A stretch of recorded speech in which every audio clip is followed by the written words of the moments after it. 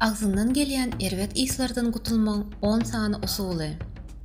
Ortaçalanmazda 35-40% töwereg adam ağzından gelýän erwet islardan kösenýär. Amerikalılar ýylda $10 milyar ağız boşluğu gigiyenasy üçin niýetlenen serişdelere harjaýarlar. Saglyk bolsun kanaly ağızdan gelýän erwet islardan gutulmaň amatly usullaryny bilýär we ul ähtimal bu serişdelerden öýüňizde hem tapdyrar. Onda bolsa, gowy görýän naharlaryňyzy iýeningizden soňra iz ýanyndan bolup biljek erwet islar bolmaz ýaly kanalymyzy agza bolup videomuzy soňuna çenni seredin.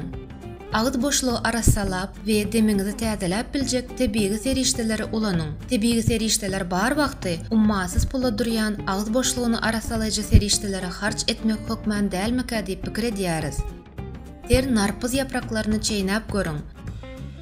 Diş pastalary we sakyşlar ýöne ýerden narpyz tagamly edilýän däldir. Sebäbi narpyz güýçli, täze ýysy eýedir. Kimiki serişdeleriň düzüminde tebiği önüm köp däldir. Narpyz yapragy bolsa size 100% garantiýaly gowy netije berer. Petrushkany hem ulanyp bilersiňiz. Onuň düzümindäki köp mukdarly chlorofil demiňizi täzelemekde gowy netije berer. Ýakymly, hoşboý isli gvazdika, kardamon we fenhel tohumy hem ağızdan gelýän erwet islary gowy gidirýärler. Gvazdika we kardamonyň bakteriýalara garşy täsiri bardyr. Erwet is bölüp çykarýan ýeri göni täsir edip bilýärler. Tortlary we peçenýalara goşulýan soda hem gowy is gidiriji bolup biler. Bir çay çemçi sodany bir stakan suwda eredip ağzyňyzy çaýkamaly. Bu ergini dişiňizi arassalamaga başlamazdan öň diş şotkaňyzy hem batyryp bilersiňiz. Günüň dowamında 2 litr suw içjek boluň. Egerde size bir köprak suw içmeli diýip maslahat beren bolsa, örän dogry aýdandyr. Bedenimiz üçin suwsuzluk gaty hoply bolup we ağızdan gelýän erwet isyň sebäbi bolup biler. Tüýkülek ağız boşluğundaky bakteriýalaryň köpelmegine päsgel berýär. Suw bolsa tüýkülek mäzeleriniň kadaly işlemegini sazlaýar. Şeýle hem ýatmazdan öň süýjüli içkiler içmejek boluň. Sebäbi olar uykuda wagtyňyz bakteriýalaryň köpelmegine getirýärler. Otly çay için. Guru suw içmek iç kysgynç görýän bolsaňyz, onda otly çay için. Boy gök çay suwdan soňra iň gowy görýän içkiňiz bolsun. Gök çaýyň düzümindäki antioksidantlar ağız boşluğundaky bakteriýalary ýok eder. Bunun dowamında 3-5 käse gök çay içmek yeterlidir. Başga-da dürli otly çay içip bilersiňiz. Çopan telpek, yandak guli ýa-da şir guyrugy demläp. Iýan zatlaryňyza üns beriň. Ruslarda gowy söz var. Мы то, что мы едим diýip. Öňden bäri eşitip gelýänsiňizdir. Dogrudanım, biziň saglygymyz iýan zatlarymyza gaty bagly. Munyň bilen razy bolmasaňyzam, siziň demiňiz iýan zatlaryňyzyň ýysini berip bilýär. Şonuň üçin iýan zatlaryňyza üns beriň. Käbir azyklar demiňize erwet täsir edýän häsiýetlere eýedir. Soğan we sarımsak bu spisakda ilkinji ýerlere eýedir. Ýöne soğany beter hem çäklendirmäň. Sebäbi barlyklaryň netijesi boýunça soğan karies döredýän we diş etiniň keselini döredýän bakteriýalaryň 4 görnüşi bilen görüşip bilýär.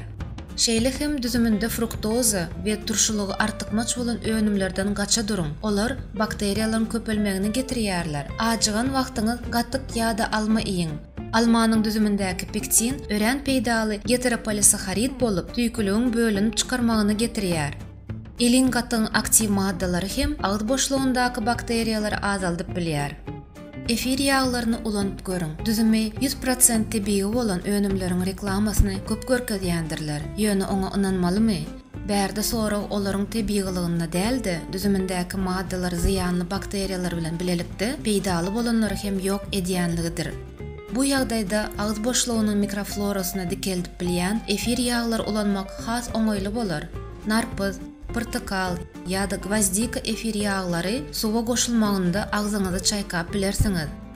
Dişiňizi arassalamazdan öň bolsa, çay ýagyjy efir ýagyny diş pastaňyza goşup ulanyp bilersiňiz. Evkalipt efir ýagynyň hem immuniteti güýçlendiriji, agryny kesiji häsiýetleri bardyr.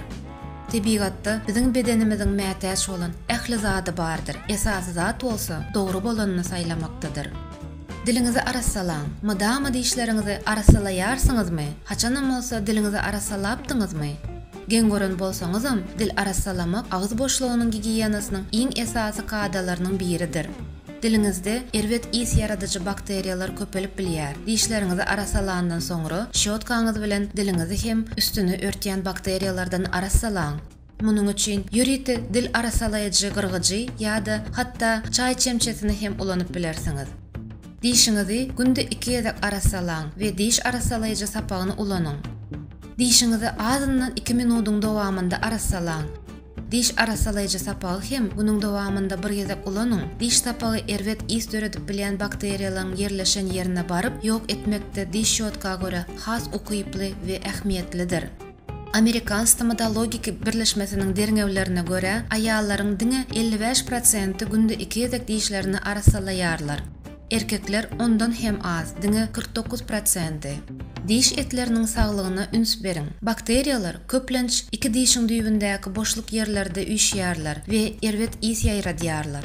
Diş etlerinin keselleri hem erwet isiň sebäbi bolup biler. Diş eti sagdyn bolmagy üçin düzüminde florid bar bolan diş pastasyny saýlaň. Çilim çekmege goýmaga gowy bir sebäp gözlän bolsaňyz, baş üstüne çilim çekmeklik immunitetiň peselmegini getirip diş etlerinin kesellemegini getirýär. Ondan başga-da çilim çekmek kesel degen diş etlerinin hayal guwnamagyny getirýär. Dem alyş maşklaryny ediň. Eýän bilşimiz ýaly agzyňdan gelýän erwet isi bakteriýalar döredýär. Kislorodun az bolan ýerinde bolsa, olar özlerini ören gowy duýýarlar. Şonuň üçin hem olar bilen kislorod arkaly görüşip bileriz. Dem almagyň ýalňyş usuly barmy diýip sorasaňyz, hawa bar. Howany agzyň bilen däl-de burnuň bilen almaly. Haçanna hawa burundan geçenni azot oksidi emele gelýär. Ol bedenimiziň öýjüklerini kislorod ýetirmäge kömek edýär. Agzyňyzdan dem alan wagtyňyzda bolsa, sowuk hem gury hawa gün öýkene baryp bedenimize az kislorod barýar. Tüýkülük hem azalyp ziyanly bakteriýalar agzyňyzda köpelip başlaýarlar. Uykuda agzyňyzy açyp ýatan bolsaňyz, ýerden turanyňyzda agzydan şeýle bir is gelýär bilen, biri bilen gepleşýän wagtyň el bilen yapmasaň çydar ýaly däl. Käbir adamlar bolsa, gündüz hem agzyndan dem alyp ýörler. Muňa da bir çözüm bar. Ýüriti dem alyş maşklaryny edip, burundan dem almagy öwrenip bolýar. Meselem şular ýaly. Agzyňyzy açman, diliňizi öň hatar dişleriňize eltiň. Burnuňyzdan uludan dem alyň, garnyňyz gowy çeýşýänçe. 3 sekundyň dowamında demi alyň. Soňra 4 sekundyň dowamında hayallyk bilen demi göýberiň. Bu maş günüň dowamında 2-3 minut wagt alar we ören gowy netije berer.